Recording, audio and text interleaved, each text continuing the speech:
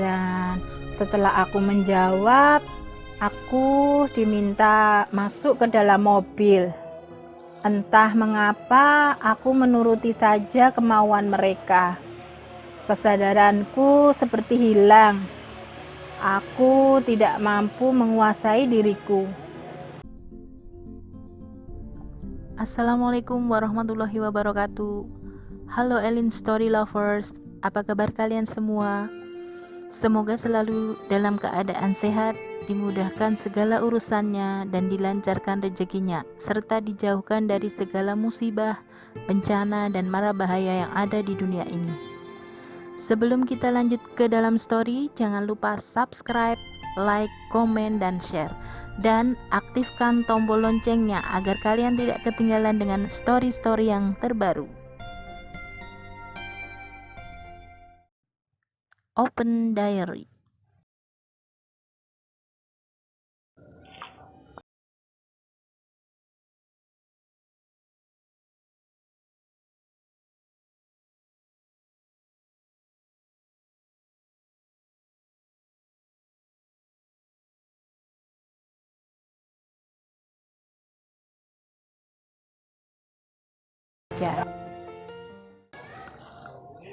Perkenalkan, namaku Isma.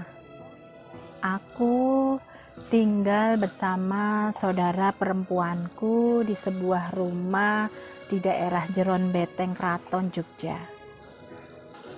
Kami berdua bekerja di sebuah toko alat tulis yang ada di daerah timur alun-alun utara Kraton, Yogyakarta. Hingga akhirnya di pertengahan tahun 2015 saudaraku menikah dan aku pun tinggal sendiri di rumah karena saudaraku ikut suaminya. Dulu setiap hari Minggu kami selalu pergi berdua ke pasar Beringharjo untuk membeli kebutuhan sehari-hari. Namun karena kini saudaraku sudah tinggal bersama suaminya, aku pun pergi ke pasar seorang diri.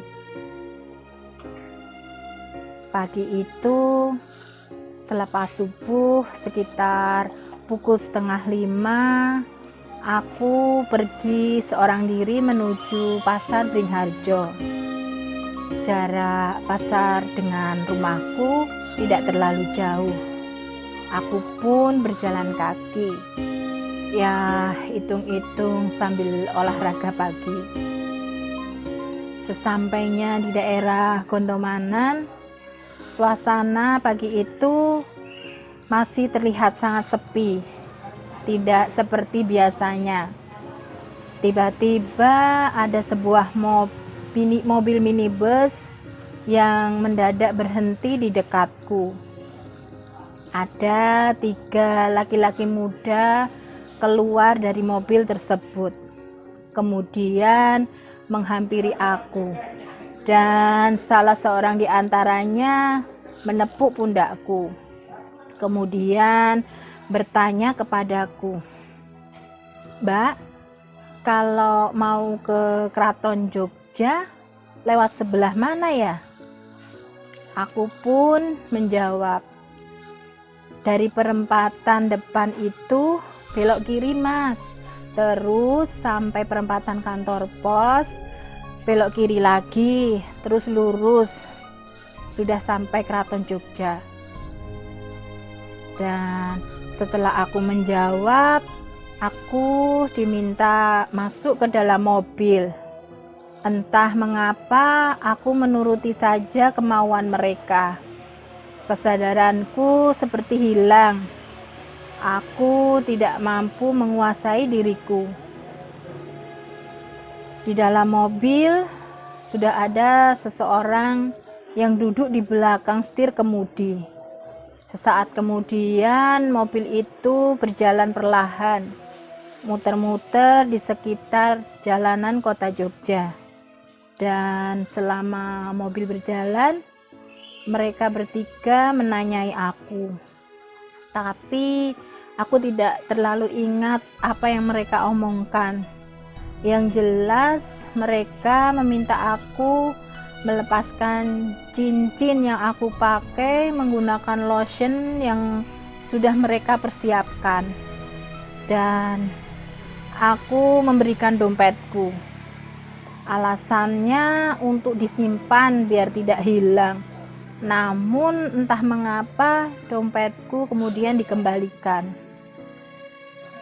Setelah jalan sekitar 30 menit, mobil berhenti di pinggir jalan di selatan perempatan Gondomanan, di tempat semula di mana aku dinaikkan. Setelah aku diturunkan, mobil itu pun melaju pergi meninggalkanku.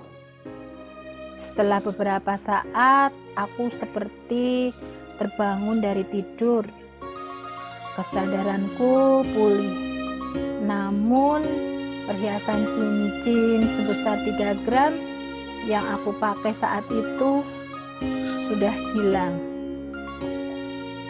Tapi dompetku mereka kembalikan. Mungkin karena hanya berisi uang pecahan 2000-an.